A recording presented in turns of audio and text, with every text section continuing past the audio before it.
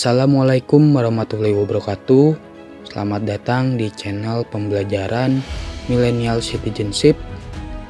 Pada kesempatan kali ini kita akan mempelajari materi pendidikan kewarganegaraan kelas 11, tepatnya bab 2 tentang sistem dan dinamika demokrasi Pancasila. Pembahasan bab ini akan dibagi menjadi dua bagian video. Bagian pertama membahas mengenai hakikat demokrasi, dan di bagian kedua nanti akan membahas mengenai dinamika penerapan demokrasi Pancasila. Jadi jangan lupa subscribe dan nyalakan loncengnya agar teman-teman menerima notifikasi saat video selanjutnya sudah diupload. Dalam Pancasila, nilai-nilai demokrasi tertuang dalam sila keempat yang berbunyi kerakyatan yang dipimpin oleh hikmat kebijaksanaan dalam permusyawaratan perwakilan.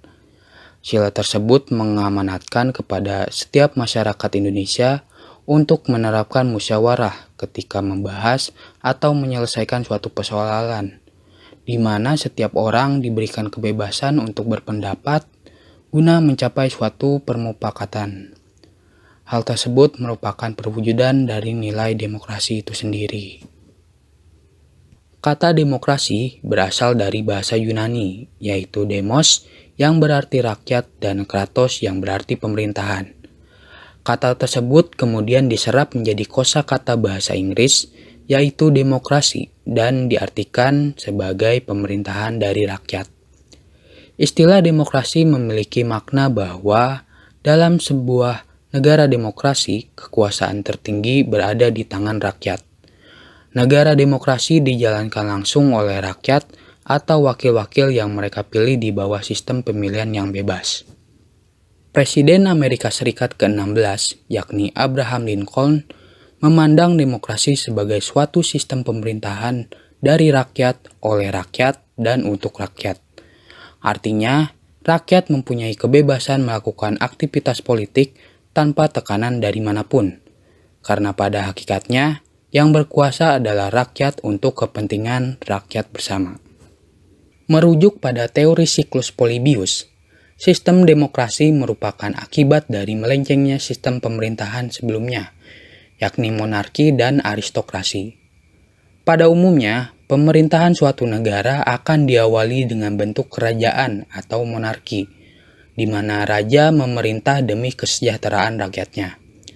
Sistem monarki merosot menjadi pemerintahan tirani ketika raja berlaku sewenang-wenang dan tidak lagi memikirkan kepentingan umum.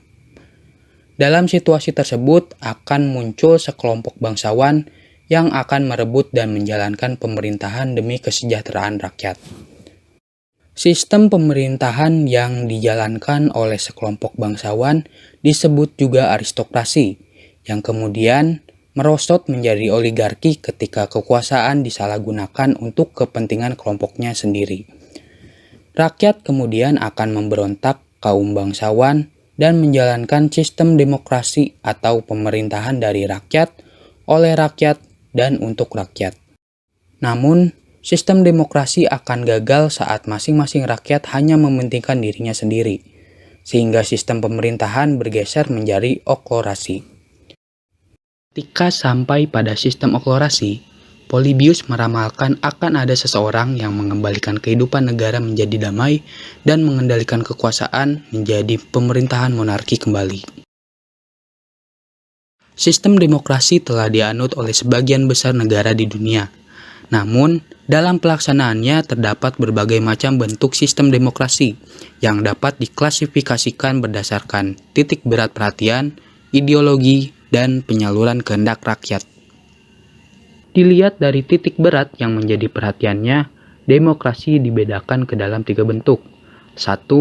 Demokrasi formal, yaitu demokrasi yang menjunjung tinggi persamaan dalam bidang politik, tanpa ada upaya mengurangi atau menghilangkan kesenjangan dalam bidang ekonomi. Bentuk demokrasi ini biasanya dianut oleh negara-negara liberal. 2. Demokrasi material, yaitu demokrasi yang menitik beratkan upaya menghilangkan perbedaan dalam bidang ekonomi, sedangkan persamaan dalam bidang politik kurang diperhatikan. Bentuk demokrasi ini biasanya dianut oleh negara-negara komunis. 3. Demokrasi gabungan atau demokrasi yang mengambil kebaikan serta membuang keburukan dari demokrasi formal dan material. Bentuk demokrasi ini biasanya dianut oleh negara-negara non-blok. Berdasarkan landasan ideologinya, bentuk demokrasi dapat dibedakan ke dalam dua bentuk. 1. Demokrasi konstitusional atau demokrasi liberal, yaitu demokrasi yang didasarkan pada kebebasan atau individualisme. Ciri khas dari bentuk demokrasi ini adalah kekuasaan pemerintahannya yang terbatas dan tidak diperkenankan banyak ikut campur tangan terhadap rakyat. 2. Demokrasi rakyat atau demokrasi proletar, yaitu demokrasi yang didasarkan pada paham Marxisme, komunisme, atau sosialisme. Demokrasi rakyat mencita-citakan kehidupan yang tidak mengenal kelas sosial. Manusia dibebaskan dari keterikatan pada kepemilikan pribadi tanpa paksaan. Namun, untuk mencapai masyarakat tanpa kelas tersebut, apabila diperlukan, negara dapat melakukan paksaan. Menurut cara penyaluran kehendak rakyatnya, demokrasi dapat dibedakan menjadi dua bentuk. 1. Demokrasi langsung, yaitu paham demokrasi yang mengikut-sertakan warga negaranya secara langsung dalam permusyawaratan untuk menentukan kebijaksanaan umum. 2. Demokrasi tidak langsung, yaitu paham demokrasi yang dilaksanakan dengan sistem perwakilan yang dipilih melalui pemilihan umum oleh rakyat.